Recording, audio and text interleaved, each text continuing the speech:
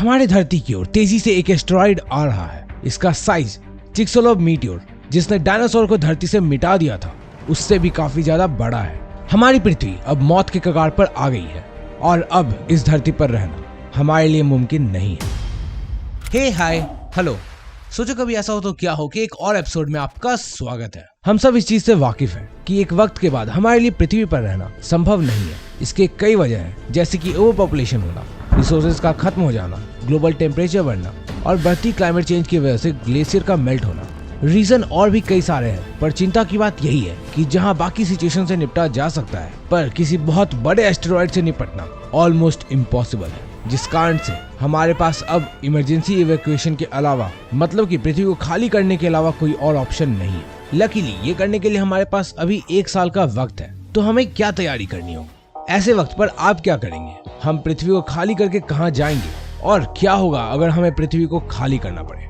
तो वेट दोस्तों, इन पूरी तरह से हाइपोथेटिकल सवालों का जवाब देगा ये मंदबुद्धि बालक। हम सभी को कई बार एक जगह छोड़कर दूसरी जगह जाना पड़ता है, चाहे नए अपॉर्चुनिटी के लिए, कुछ नया सीखने के लिए या इमरजेंसी सिचुएशन पर। वैसे तो पृथ्वी को खाली करना एक काफी मुश्किल काम होगा, पर इतिहास में हमें कई बार एक जगह खाली करके दूसरी जगह जाना पड़ा है, चाहे भोपाल गैस कांड हो या 2013 में उत्तराखंड में बाढ़ आना। इन जैसे कई और मौकों पर हमें मास लेवल पर जगह को खाली करना पड़ा है। पूरे पृथ्वी पर ऐसा सबसे बड़े लेवल पर तब हुआ जब 1971 में आजादी के बाद बांग्लादेश से 1,80,00,000 लोगों को उस देश को खाली करके भारत आना था।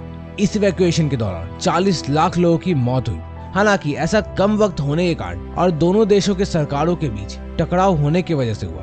पर इसके अलावा यूएस में मोस्ट रिसेंटली ऐसा 2005 में हुआ, जब रीटा हरिकेन से बचने के लिए लोगों को कोस्टल एरियाज जैसे कि टेक्सास और लुजियाना को खाली करना पड़ा। इससे लगने वाला ट्रैफिक जाम कई 100 मील लंबा था।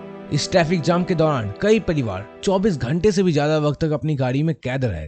पर इस बार ये पहले किए गए किसी भी इवैक्यूएशन से कई गुना ज्यादा बड़ा है। तो अब सवाल आता है कि इसके लिए हमें क्या तैयारी करनी पड़ेगी?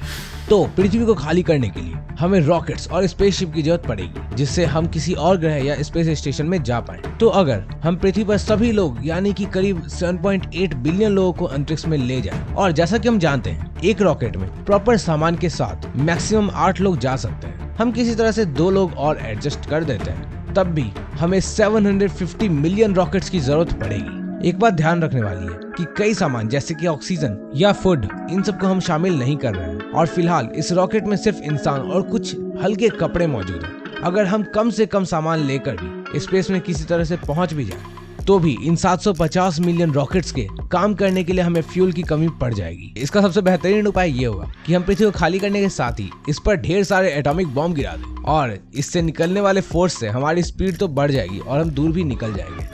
खैर, जोक्स असाइड, अभी मौजूदा रिसोर्सेज से हर एक को अंतरिक्ष में ले जाना संभव नहीं है। तो अब हमें कुछ लोगों को इस मिशन के लिए सिलेक्ट करना होगा, जो दूसरे गोले पर या अंतरिक्ष पर सबसे पहले जाएंगे और हमारी सभ्यता को जिंदा रखेंगे।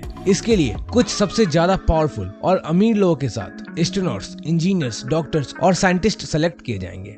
इसी के साथ कुछ रैंडम लोग सेलेक्ट किए जाएंगे जिन्हें डायबिटीज या थायराइड जैसी कोई भी बीमारी ना हो और वो किसी भी सिचुएशन में अडेप्ट करने के लिए कैपेबल हो। लेकिन हम इतने बड़े अंतरिक्ष में जाएंगे कहाँ? तो पृथ्वी से मिलते जुलते करीब 50 ग्रह ऑलरेडी डिस्कवर किए जा चुके हैं जहाँ जीवन हो सकते हैं। लेकिन मजे की बात यह है कि वहाँ तक पहुँचने में ही सालों का वक्त लग जाएगा। सबसे नजदीक ग्रह जो हमें पता है वो है प्रोक्सिमा सेंचुरी बी, पर वो भी करीब 4.3 लाइट ईयर दूर है। और अभी तक जो फास्टेस्ट ऑब्जेक्ट हम बना पाए उसकी स्पीड लाइट का 0.01% भी नहीं है। चलो 1 मिनट को हम ऐसा मान लेते हैं कि हम किसी तरीके से लाइफ सपोर्ट करने वाले प्लेनेट पर शिफ्ट कर सकते हैं, पर हमारा बॉडी क्या किसी और क्लाइमेटिक कंडीशन में सरवाइव कर सकता है? तो हाल में नासा के एक स्टडी में ये पाया गया कि स्कॉट कैली, जिसने इंटरनेशनल स्पेस स्टेशन में 344 दिन बिताए, उन्हें अपने जुड़वा भाई मार्क की तुलना में जेनेटिक म्यूटेशन और कॉग्निटिव एबिलिटी, मतलब कि किसी चीज को समझने की क्षमता में कमी महसूस की। और इवन कई रिसर्च ऐसा शो करती है कि स्पेस ट्रैवल ब्रेन को बुरी तरह अफेक्ट करता है।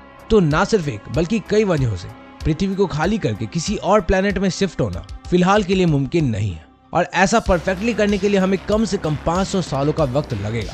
वैसे कुछ लोग तो जरूर इजीली स्पेस स्टेशन में जा सकते हैं, पर एस्टेरॉइड से बचने के लिए पृथ्वी को खाली करना एक बुरा ख्याल है। इससे बेहतर तो ये होगा कि हम फिल्मों की तरह न्यूक्लियर बॉम्ब लॉन्च कर दें जो सीधा एस्टेरॉयड को फोड़ दे। पर क्या इससे सिचुएशन कंट्रोल हो जाएगी? लेकिन ये हम किसी और वीडियो में सोचेंगे। तब तक के लिए सोचो कभी ऐसा हो तो क्या हो कि एक और वीडियो में हम फिर से मिलेंगे। तुम लोग कहीं मत जाना, क्योंकि जाना वापस तो यहीं पे आना। और हाँ, मैं तो चला, सब्सक्राइब कर देना, ठीक है? बाय।